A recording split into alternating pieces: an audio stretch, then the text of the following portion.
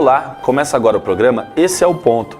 Esse programa tem a colaboração do Núcleo Empreender Júnior da Unesp de Tupã e produção da AmpliShop TV Canal 29, na TV Cabo de Tupã, com transmissão simultânea pela internet através do site www.amplishoptv.com.br, podendo ser assistido no seu computador, tablet ou celular. No programa de hoje abordaremos a temática marketing e o nosso convidado central é o professor Dr. João Guilherme Machado, docente do curso de administração da Unesp de Tupã. Seja bem-vindo, professor. Obrigado, Guilherme, pelo convite. Professor, então, para iniciar nosso bate-papo, afinal, muito se fala sobre marketing. O que é marketing de fato? Essa é uma boa pergunta. Eu acho que é importante esclarecer o que é o marketing, uma vez que muitas pessoas associam o marketing só à propaganda, né? Então, eu gosto sempre de usar uma definição, né, que é clássica em livros, onde você tem o marketing como uma função empresarial, né, uma função da empresa que vai gerar valor para o cliente e criar vantagem competitiva para a empresa. Como é que ela faz isso? Ela faz isso por meio, né, da gestão estratégica lá das variáveis do composto de marketing, que é o produto, o preço, a comunicação e a distribuição. São os 4 P's. Entendi. Então o marketing vai muito além daquela questão publicitária que nós vemos no dia a dia. Muito além. Você pega a publicidade, a propaganda, ela é uma ferramenta de comunicação. Então está dentro dessas variáveis que a gente vai trabalhar. Legal. Professor, estamos vivendo um momento de crise no Brasil, né? Isso é notório, é fato. E muito se fala que a área de marketing tem sido a mais afetada. Isso é verdade? E por que isso tem acontecido? Olha, eu acho que a gente podia pensar a crise de duas maneiras.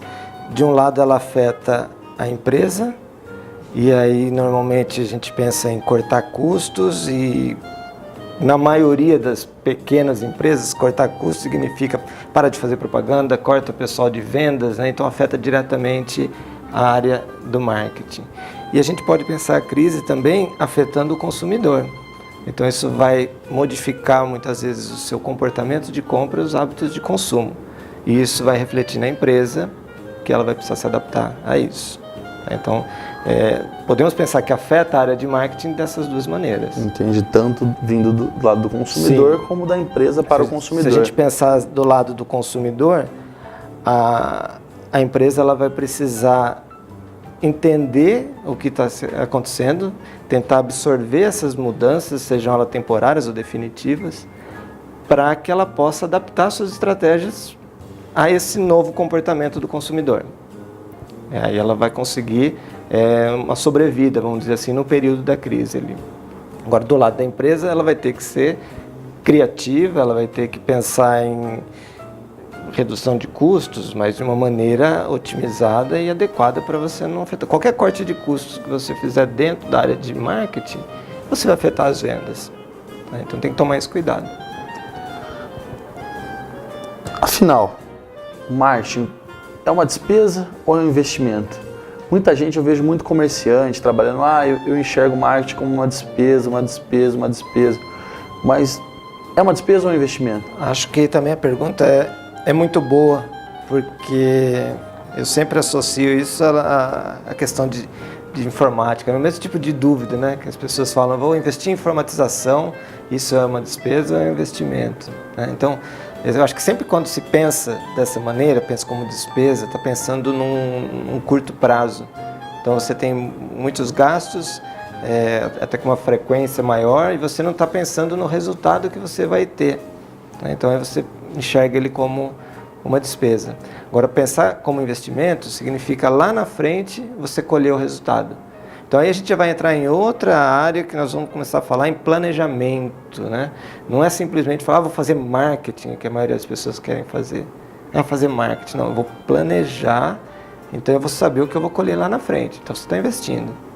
Tem que se cumprir etapas então, né? Para poder chegar. Legal.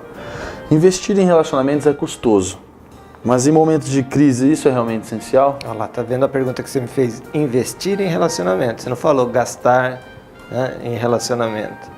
Então, justamente porque você está pensando lá na frente. É como se você tivesse, a gente não fala assim, o casal, né? Vou investir no meu relacionamento, vou investir no meu casamento, porque é lá na frente, eu vou fazer uma coisa hoje para colher lá na frente o benefício. Então, no relacionamento, eu acho que com o cliente a gente tem que pensar não só na crise, tem que investir sempre, né, com crise ou sem crise, porque a gente depende dos clientes. A gente, na verdade, a filosofia de marketing é a gente atender desejos e necessidades dos nossos consumidores, tá?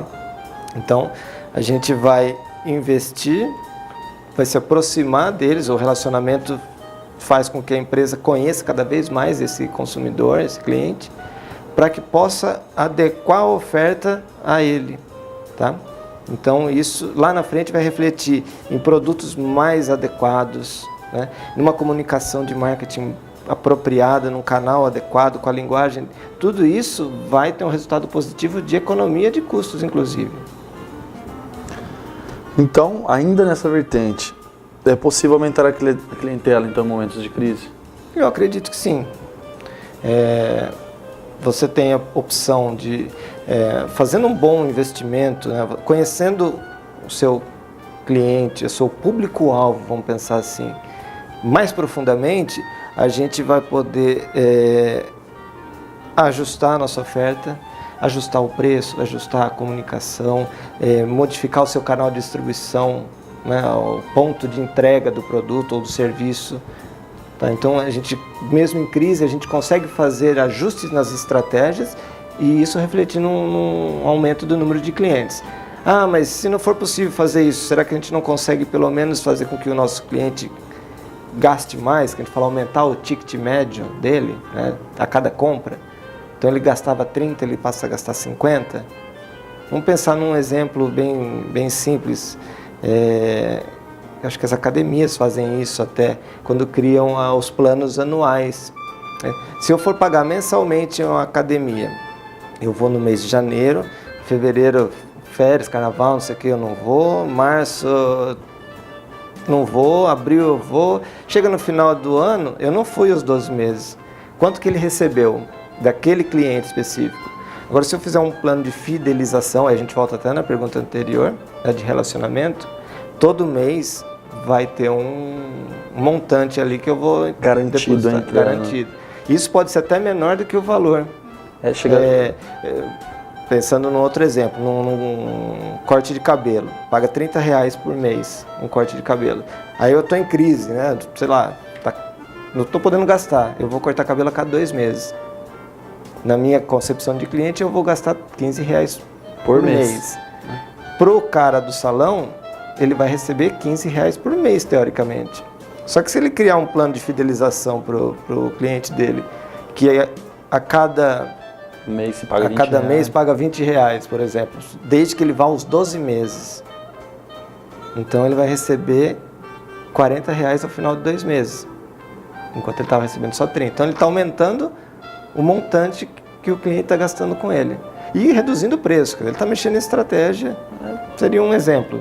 Buscar uma alternativa, você sobressair sobre o seu concorrente. Isso, buscar uma alternativa criativa. Acho que em época de crise a gente tem que pensar mais nisso.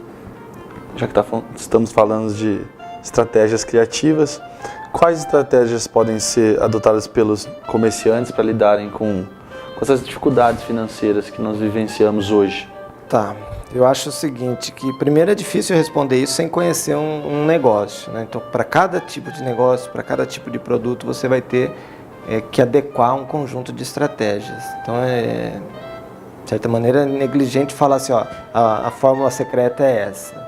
Mas a gente tem que pensar sempre assim, eu tenho a possibilidade de mexer no meu produto ou no meu serviço, eu posso acrescentar coisas, eu posso reduzir, né? Posso mexer numa embalagem, eu posso mexer no meu preço, que eu dei o exemplo, né, do preço do corte de cabelo, eu posso investir em relacionamento. Então, assim, as estratégias elas têm que ser pensadas para cada público-alvo ali, para cada negócio, e é possível você trabalhar essas variáveis